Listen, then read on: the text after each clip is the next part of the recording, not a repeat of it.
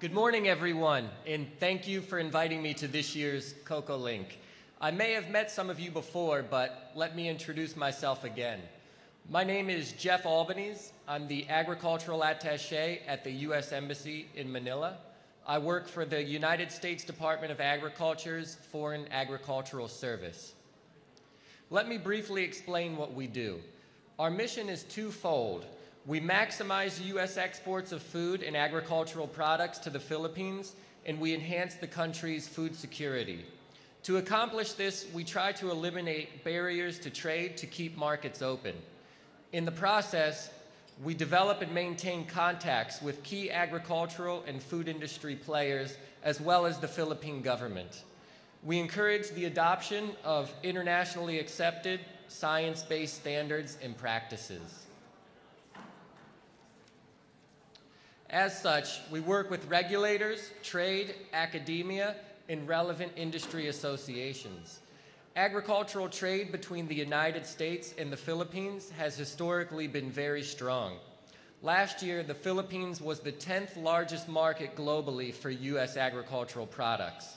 The Philippines buys wheat and soybean meal from the United States primarily.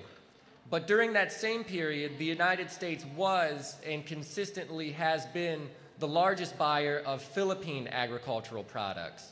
We import considerable amounts of fruits, vegetables, and seafood. Additionally, the United States continues to be the main destination for Philippine coconut oil exports, which, as you know, is the country's top agricultural export.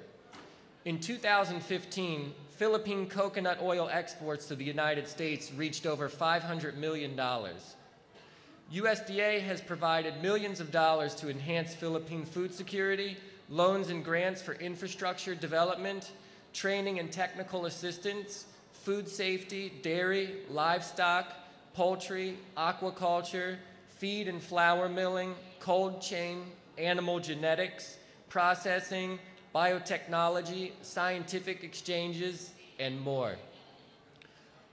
Under the Food for Progress program, USDA provides grants to U.S. NGOs to fund various development projects. Currently, we have Food for Progress grants worth approximately $21 million being implemented by ACDI VOCA and Winrock International. ACDI VOCA implements the 4-year Mindanao Productivity for Agriculture, Commerce, and Trade Project, or MINPAC.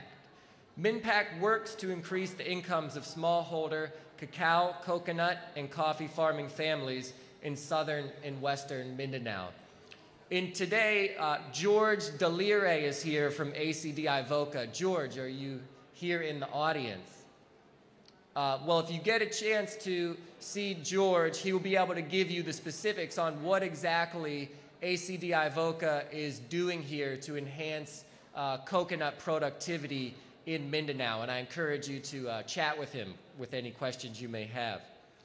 And Winrock International implements the Philippine Cold Chain Project in eastern Mindanao. They work with the local government, the Philippine Department of Agriculture, and the Cold Chain Association of the Philippines. Our guiding philosophy is to strive for win-win arrangements because trade, after all, is a partnership.